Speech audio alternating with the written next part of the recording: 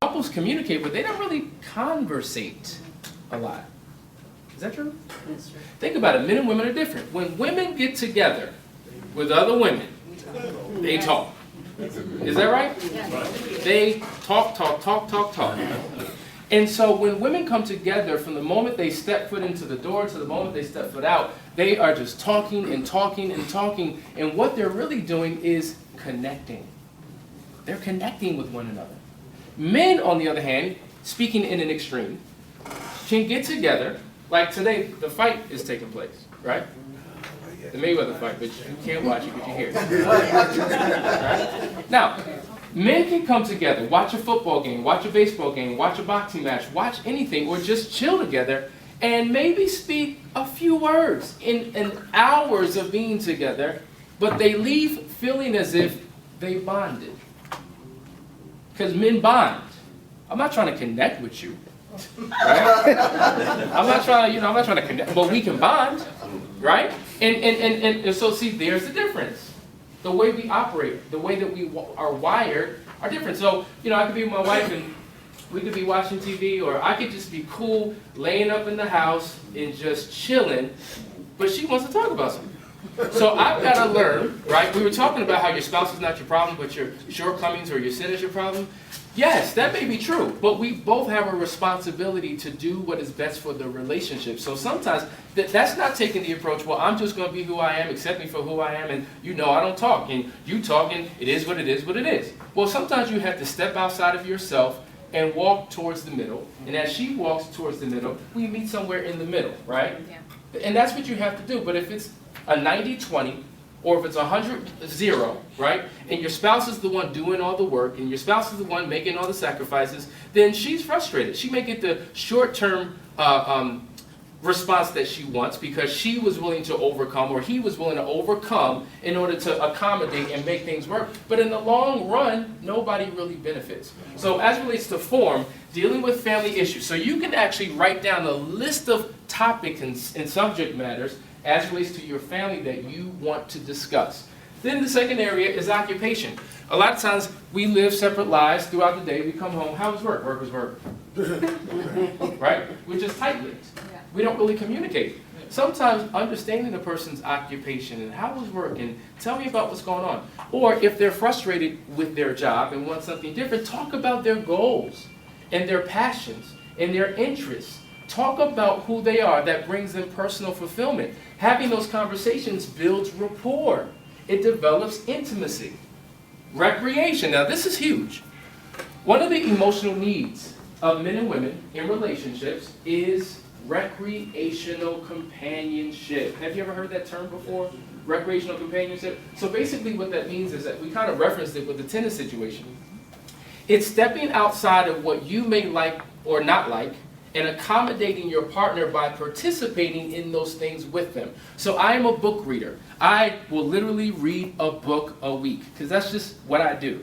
I read books while I'm walking, while I'm driving, while I'm sleeping. I read books all the time. That's just my thing. So I would literally hang out in the library, in Barnes and Nobles, in Books a Millions, just as something that's pleasurable to do. When the Kindle came out, it was a wrap, right? So that's what I love learning. I love sitting in front of the television and watching documentaries and learning something. And so that wasn't necessarily Danielle's thing, but because it was an interest to me, she partook in that interest, and we began to do what was important to me together, recreational companionship. Likewise with her. If she was into reality shows, Housewives of Atlanta, or whatever it is, by me participating in that, I'm engaging in recreational companionship, which brings us closer together. So you have what is called togetherness, and you have proximity. You can be physically proximate to one another. We're physically close, but there's no togetherness. Togetherness is when you're engaged in one another, when you're communicating, when you're opening up, when you're into one another. Does that make sense? That's what you want to begin to build. And so when it comes to form, That's what the recreation stands for, F-O-R-M. And your message is whatever messages that you're trying to convey with that particular person at that particular time. If there's an agenda that you want to come with, you want to build rapport and start with other areas first before you just jump into it, right? You kind of want to warm them up. But while you're doing it, while you're communicating with your partner, it's always important to show genuine interest. Genuine interest. That's important because a lot of times Danielle could be saying something to me and I could just be blank-faced, like, yeah. You want to talk about that? Yeah, oh, well, I was going to say, I do like things other than Housewives of Atlanta. I was just using that as an example. It was just an example. To speak to that, you know, it's really, I really am a graphic artist and I do social media marketing. And sometimes I just want him to sit in the floor or on a chair in my office while I work. Bored to tears with nothing to do, watching her work. Yeah, but the thing is that, but I'm just as bored while he's taking his time. Okay, men, how many of you like going shopping with your wives? You do? All right, we got one, only one. Most men do not like going shopping with their wives because we take forever. We're going through every single detail on the rack because why? We're going to go to 5 or 6 different stores because we know all the stores that sell that same type of shirt and we want the best deal, right? Right. So it's the same thing with Hasani at a bookstore. How boring is that? He's going through every single book. He's in every aisle. He wants to read for hours and I'm bored. And so the sacrifice that I make to sit there, let me find something that interests me, let me look at a magazine to do something before we get to the shopping part, you know, is the same sacrifice that I expect him to give me and sit in that floor bored while I run my mouth while I'm working. And so when you have that kind of reciprocity, then you feel fulfilled. You feel love, your love tank is full because you know that the sacrifice that you're putting into that spouse, he's going to put back into you. Now, as it relates to body language, this is where this comes in. Showing genuine interest through your body language, through your tonality, right? And smiling, your facial expressions. Because when you look engaged, you feel as if your spouse is really connected with you, they're hearing you, right? So the cell phone thing is huge because in this age of technology, you will almost kill somebody if you don't have access to your phone. Right? And oftentimes you're multitasking, you're communicating with your wife or your children, and you're texting at the same time. And it's really disrespectful because it's not giving your partner full attention. But when you show genuine interest, like you're really interested. And showing genuine interest in your partner means really asking more questions, right? Well, tell me more about that. I'm really interested in that. And smiling, right? Not being mean-mugged, right? Not having a poker face, but showing that you're interested. When you begin to incorporate this, the body language, all of a sudden you build great communication. And this is the key. This is deep. When you get people talking about them, it builds trust. Have you ever met a stranger and got into a conversation, and they dominated the conversation by talking, but at the end of that conversation, they like you, they trust you. For some reason, they just have a great rapport for you, even though you didn't open up your mouth, you barely said 2 words, you gave them the platform to communicate, and it built some form of connection with that stranger. You can do the same thing in your relationship. And when you do that, it just takes it to a whole nother level. Now, we have 10 minutes. There's a couple other areas that I want to hit as relates to communication, because we all have different communication styles. For instance, we have what is called the peacekeepers, okay? And we have the peacemakers. So this really deals with conflict.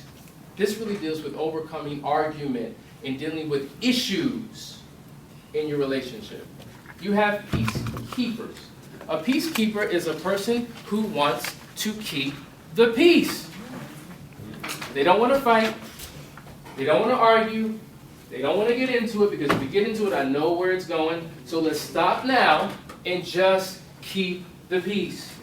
If it means we have to sweep everything under the carpet and not deal with it, we'll deal with it later.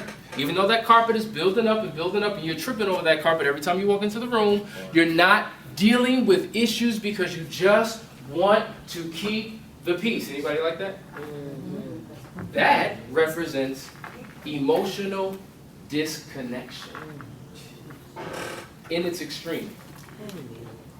But then you have the peacemakers. And the peacemakers say, listen, we're going to resolve this issue. I don't care what time it is. I don't care that you have to get up at 6 o'clock in the morning. It may be 2:30 a.m. and you only got a couple hours of sleep, but we're not going to sleep until we resolve this issue right now. And wait a minute now. It doesn't have to be that the person is even with that attitude.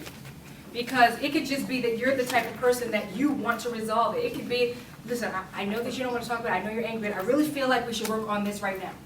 I really want to talk about it. I really want to get to the bottom of it. It's not about attitude. Because the peacemaker can also be, you know, belligerent. Nope, I'm done. I don't want to talk about it. No, thank you. No, I'm done. Peacekeeper, I'm sorry. So what it is it's basically just a personality type that wants to get to the bottom of it, and then the other one is the one that just kicks it up under the rug. And which one do you think is more dangerous? Under the rug. Because what happens when the mountain gets too high? You trip and break your neck over it. But the peacemaker, if not dealt with, because the peacemaker doesn't understand timing. Talking at the right time, in the right place, in the right setting, because they want to get it done now.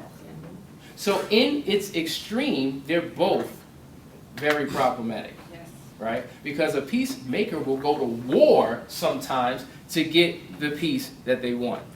So how many in the room are peacekeepers? Let me see your hands. Because usually there's one of the two in every relationship. Peacekeepers, raise your hand up high so I can see you. All right. Hands down. Who are the peacemakers? Interesting. Interesting. And can you see how those personalities really affect how you communicate? So the point is, it's never good to operate in your extremes, but once again, coming towards the middle and giving up a lot of that in order to have a peaceable conversation where you get results. So maybe it's not about, all right, we don't need to handle it tonight. Let's table it, let's curb it till tomorrow when we get home from work. But see, that's what the peacekeeper loves, because they'll think of a way to come up with some reason how not to address it if we've delayed it for a little bit longer.